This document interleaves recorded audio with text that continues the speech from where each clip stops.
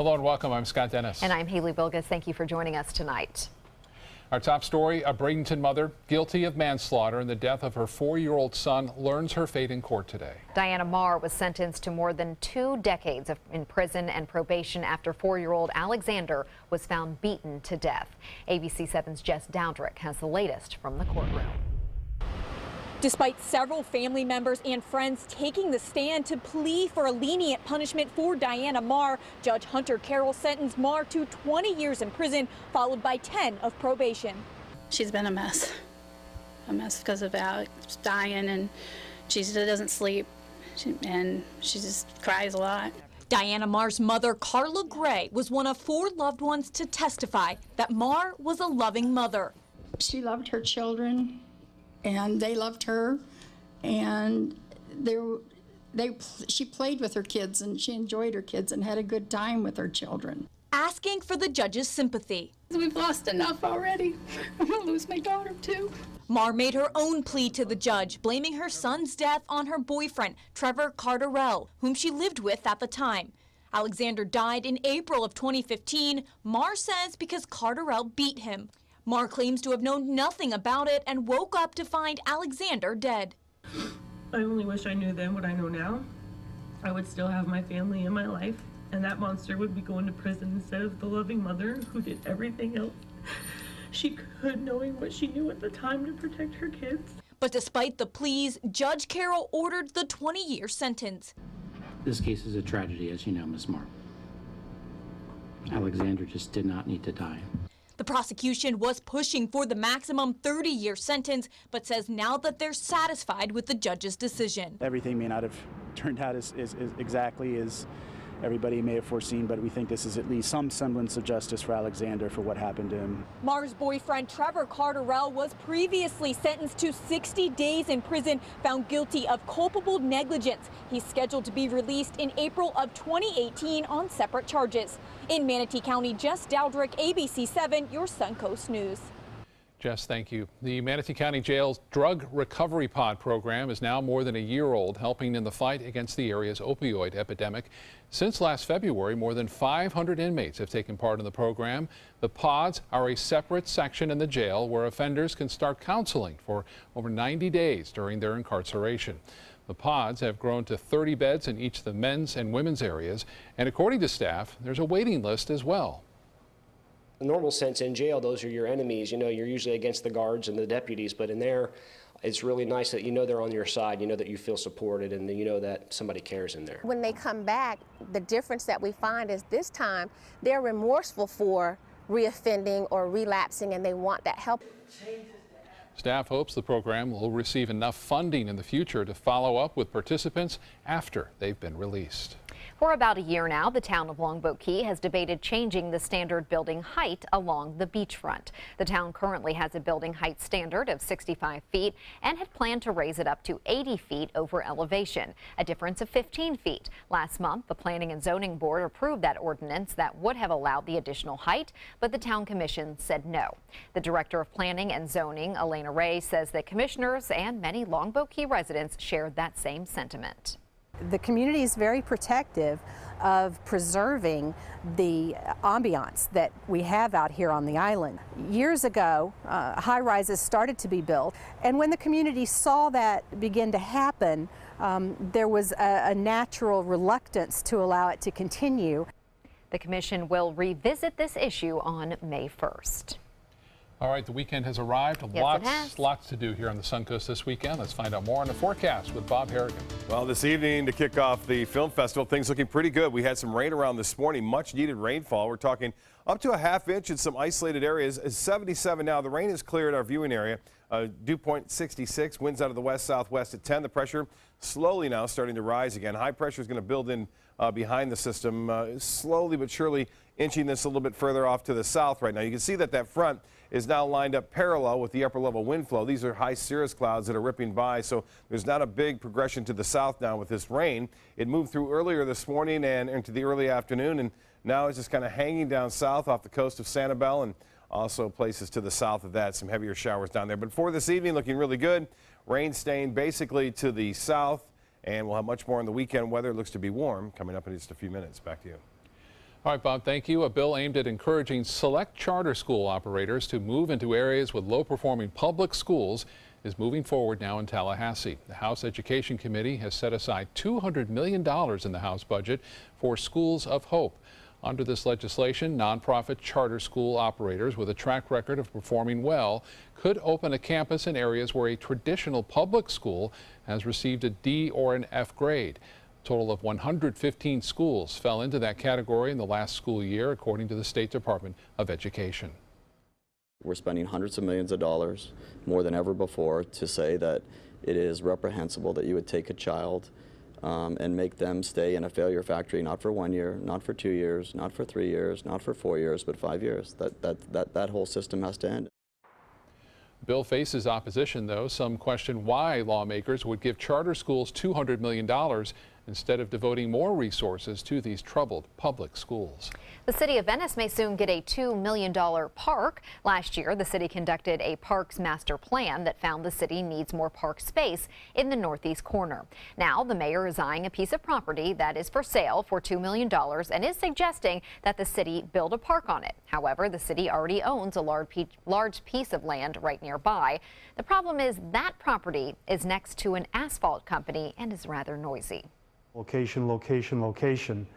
The Ajax property is not in a desirable location for a park. The mayor hopes Sarasota County will help purchase the property with funds from Florida Forever. That program is dedicated to preserving park lands. Still to come in your Suncoast News tonight, manatees out of the endangered zone. A look at whether scientists think downgrading the sea cows to a threatened species is actually a good thing. Plus, more good Panther news, why the FWC thinks the big cats may be making a comeback in Florida. When caring for my wife alone became too much for me, I called my long-term care insurance company to get help from Granny Nannies. Now the most wonderful nurses help me with her care. A helping hand and a gentle heart.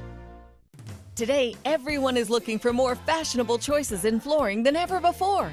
And G. Fried has responded with a huge selection of carpets, tile, wood, laminate, and vinyl. Installed by a highly skilled team, G. Fried has got everything you're looking for and more. The next time you think about quality flooring, think G. Fried Flooring America. G. Fried Flooring America. Our world is at your feet.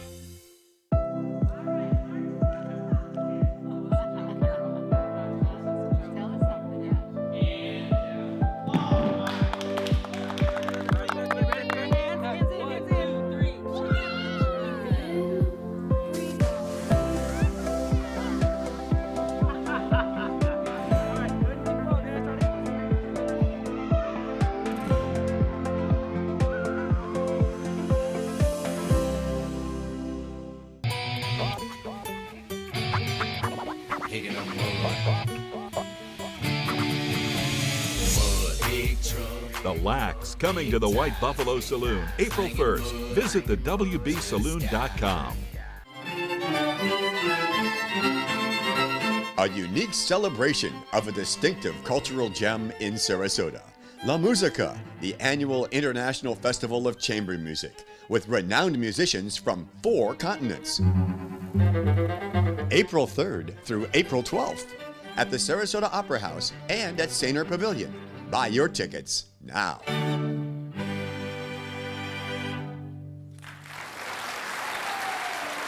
The Sarasota Film Festival is March 31st through April 9th, featuring independent films from around the world, panels, parties, and conversations with stars, all happening in downtown Sarasota. You don't want to miss it, so get your festival guide and choose the films and events you want to attend. Buy your tickets online, by phone, or at the Hollywood 20 box office. They go fast, so get them now. So join us to see and be seen. ABC 7, your Suncoast News. We're here for you weeknights at 5. Mom needed more care than we could provide, so we called Granny Nannies. She now has around-the-clock caregivers, and we have peace of mind. Thanks to them, she's where she belongs, at home. A helping hand and a gentle heart. Manatees are no longer considered an endangered species. U.S. Fish and Wildlife officials downgrading the animals to a threatened classification. ABC 7's Bobeth Yates shows us if the move is being met with mixed feelings. Portions of Sarasota Bay and swim holes around Lido Key have become popular sites for manatees. But now many wonder if their reclassification could affect that. Manatees are one of my favorite animals, and seeing them in nature is a lot cooler than seeing them at like a zoo or something. Claire Galloway is among the many who relish the opportunity to see the majestic sea cow. According to the U.S. Fish and Wildlife Service, in recent years, manatees have experienced a significant population increase.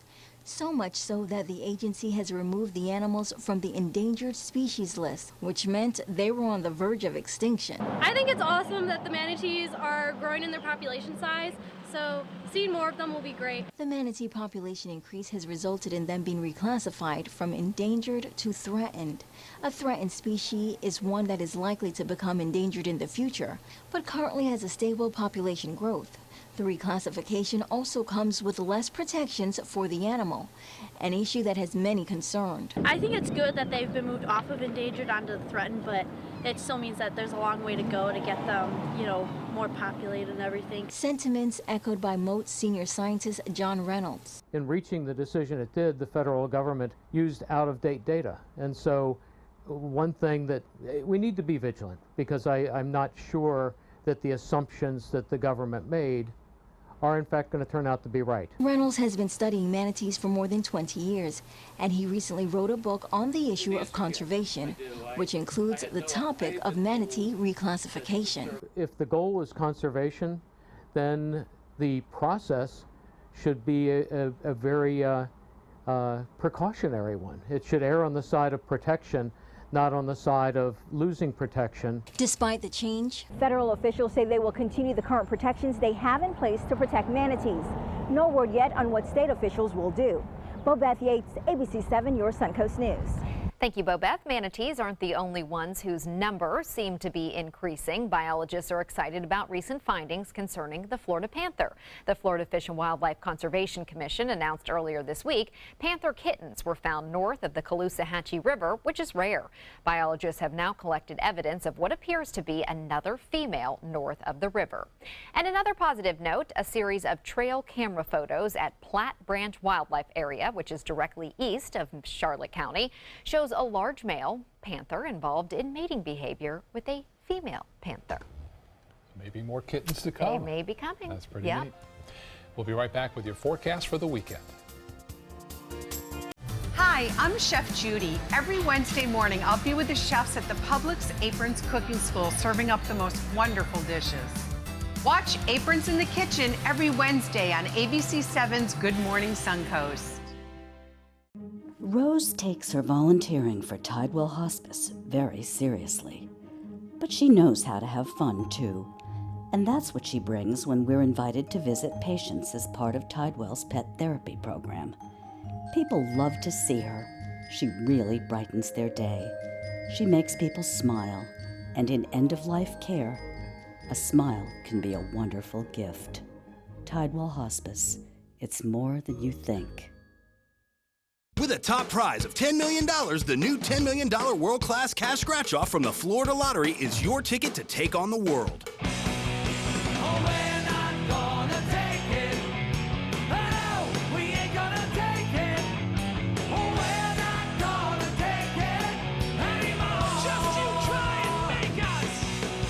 The new $10 million world-class cash scratch-off from the Florida Lottery. One of our life-changing scratch-offs offering billions in cash prizes.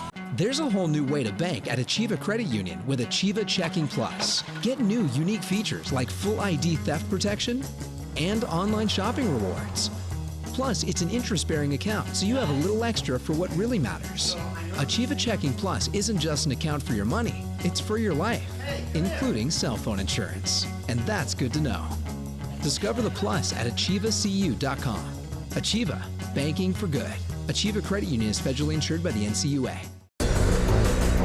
This is an important medical announcement. Bard IVC filters have been linked to punctured veins and problems with migration.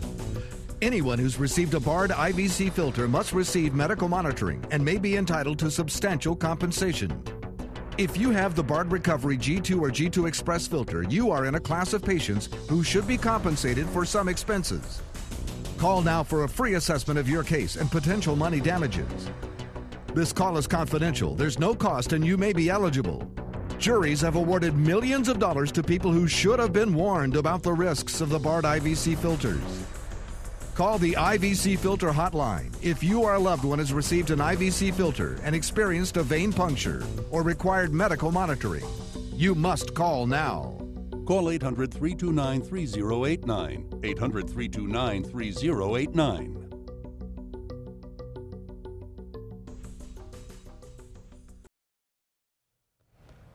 It's here. Yep. Yeah, the weekend finally has, and the rain was here earlier too, so we haven't had that in a while. Yeah. You know, they say the red sky in the morning, sailors take warning. Red sky at night, sailors delight. Well, you have to look at the opposite place where the sun is rising, obviously, to really have that come true. It's always red in the morning, and then you look to the east, it's usually red, and when it sets. But this one has stretched across the sky. Cindy Desmond sending this one in from Sharky's down in Venice. The red sky in the morning, you see that covering the entire sky. That usually means rain. And then red sky at night usually means sailor's delight, and that means the rain has moved on. Well, the Van Wezel webcam showing the rain that was around today was around in the morning, mainly in the early afternoon, eventually clearing out from north to south, and we have some high cirrus clouds moving overhead. Should make for a gorgeous sunset.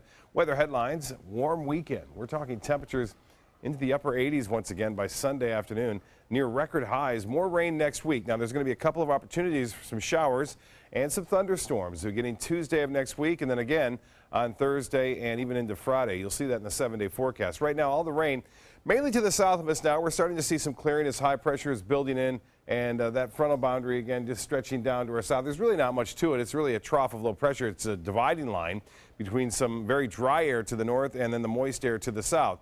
We are anticipating that dry air to stay with us for the most part. You can see some pretty heavy showers out there, though, in the Gulf of Mexico, working their way off basically to the east and slowly sinking to the south at this hour. Not much going on here. Rainfall amounts were fairly impressive in some areas, others not as much. And the areas that really need it, now they're in a severe drought into Highlands County, also into Charlotte County as a result of the excessive dry spell we've seen since really October. We're talking rainfall amounts less than 10 inches below average in some cases. 0.2 of an inch just east of northeast of Lakewood Ranch. Currently, we have sunshine, 77. The dew point is at 66. That's still high. Winds out of the west-southwest at 10. The pressure slowly inching back up at 29.89 inches, and the high was 1 degree above average. We're talking records basically in the upper 80s to right around 90 degrees. And as I mentioned, on Sunday afternoon, we could approach that, especially inland areas. Tomorrow, we'll see a mixture of sun and clouds. No real rain expected for us tomorrow, so it looks good for all the events taking place on Saturday. As you'll see from the Futurecast, it shows some fog developing. That fog could be rather thick in some areas, especially inland areas. So if you have an inland drive planned tomorrow, be advised that it could be rather foggy to start things off, and then that fog should burn off, revealing partly cloudy skies. We'll be right on the border of that cloudiness and chance for showers mainly to the south of us throughout the day on Saturday. Sunday looks good as high pressure will build in and keep skies generally fair. There is a storm system that will be developing, though. Here it is on Sunday late, developing over Texas, which will eventually bring a pretty good chance of rainfall our way on Tuesday of next week. Well, as far as the rest of the U.S. is concerned, it's been a wet day from West Virginia, Ohio, Pennsylvania, up into New York. Even some snowfall in upstate New York, Vermont, New Hampshire, and Maine. And then to the west of that, temperatures pretty warm in Dallas now, 85 degrees. Not really a wind chill problem, but 37 in Cleveland, 34 in Chicago at this time. For boaters tomorrow, northeast winds turn to the northwest at 5 to 10 knots, so pretty good out there for boaters. A light chop on the bays and inland waters, and the red tide is starting to diminish. In fact, it's into the background levels to median categories. No high categories being reported now. Water temperature at 75 degrees. Beaches, you'll see a high right around 80. And the low tide upcoming will be at 11:10. Sunset should be a gorgeous sunset. Send your photos and the pics at mysuncoast.com. Fog developing late, especially inland, partly cloudy, 68 tomorrow. Morning fog burns off, mostly sunny on the beaches, partly cloudy inland, high of 82. The extended forecast, there it is, warm weather on Sunday, 87. And then a chance for showers, good one at that on Tuesday and Friday of next week. We'll be right back after this.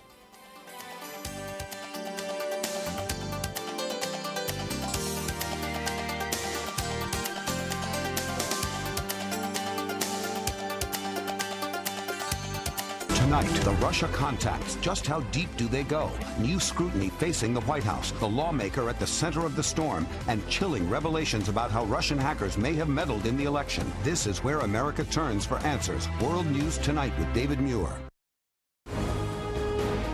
The human spirit's capacity to defy the odds, to push the envelope, is boundless.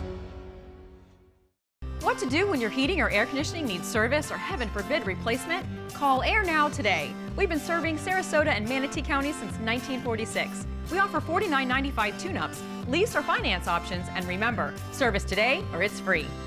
Fun for the whole family. The 25th Annual Venice Shark's Tooth Festival, benefiting special athletes of Sarasota County. Fossil vendors, arts and crafts, food, children's games, and live entertainment. With headliners, the Gator Creek Band on Friday night, Rockin' Rogues, Kim Betts, Glass Onion, Kettle of Fish, Paisley Craze, and the Boogeymen. Admission $4. Children 12 and under free. Parking is free. The annual Venice Shark's Tooth Festival, April 7th, 8th, and 9th at the Venice Airport Festival grounds. Ace is the place with the helpful hardware, folks. I like all the money I save with Ace Rewards. And what's not to like? On any day, Byron can find instant savings throughout the store. Plus, exclusive deals and points that'll all add up. Ace is the place that rewards you in a million ways. That's hyperbole, but still, it's a lot. Thank you. We'll see you next time.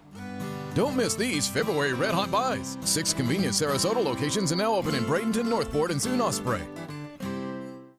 I witnessed him have 2 heart attacks in ICU. He went through seizures. We'd much rather have Aaron like this than dead. A lot of parents don't have that luxury. He can't talk. He can't walk. This is a condition Aaron will live with for the rest of his life because he abused prescription pills. Mind your meds. Learn more from the Partnership for Drug-Free Kids. Monday at 4 on Suncoast View. I'm Stephanie Roberts on Suncoast View. Don't miss movies at the Sarasota Film Festival, plus a red carpet recap from opening night and Harry's Continental Kitchen. Monday at 4 on Suncoast View. The human spirit's capacity to defy the odds, to push the envelope, is boundless. A few 5th graders think they have what it takes to build the perfect hovercraft. Some Pineview School students building their very own hovercraft. The students were split up into 10 teams of 6 students each. This is a fun lesson, of course, that teaches the kids about learning problem solving. It also teaches them about designing and what it takes to put something together completely from scratch and then make it work. I thought it was gonna actually hover, but when you watch the video, it was like this off the ground. But it's way cooler than I thought it would be, way more inclusive, and you're doing everything at once. Along with the hovercraft, each team was required to create an online blog about it. Look how well they worked out. This afternoon, the students got to test it out, as you can tell, to see if they would be able to fly. So not exactly flying, but they're hovering, moving. Right? Yeah. Hovering, that's the right word for that. It's like fun. Yeah, that's really cool. Reminds me of Odyssey of the Mind from growing up. And they would give you all these tasks that we had to do, and you had to, get with your team and make something crazy happen. Well, that's going pretty fast there at the end. Yeah. Look out, Yeah, they were speeding away. I Really, think they're using like a leaf blower. Oh, yeah, is that right? To create the lift, yeah. Pretty cool. Have a great weekend. World News Tonight is coming up next. We'll see you tonight at 11.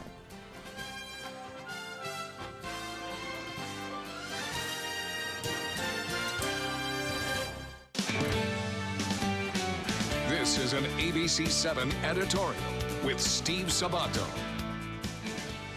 At the risk of stating the obvious, traffic in downtown Sarasota is totally out of control.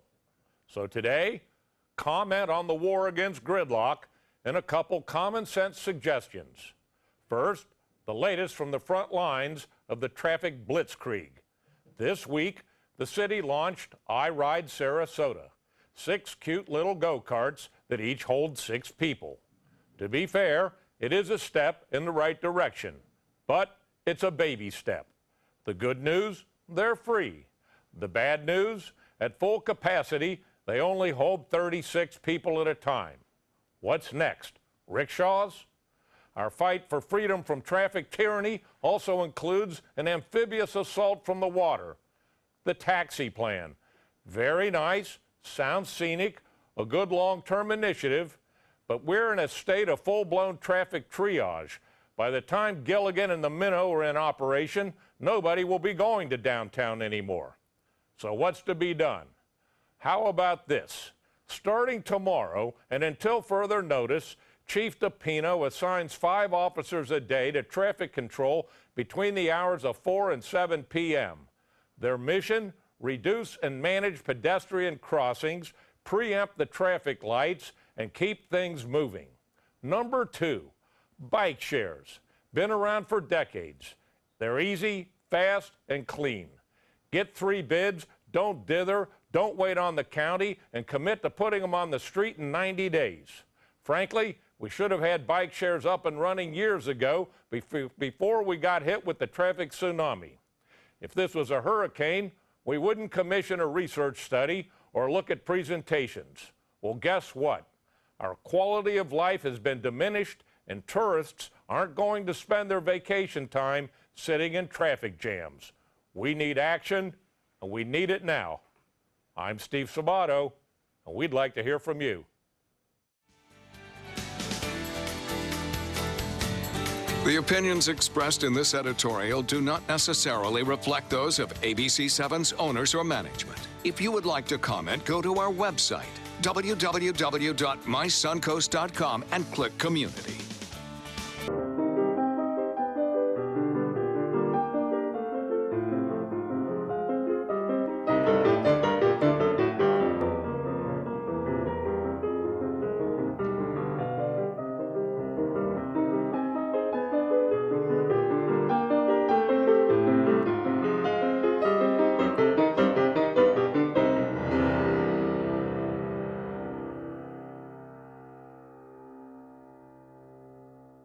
We answered the call of duty and left our homes to serve in far-off lands.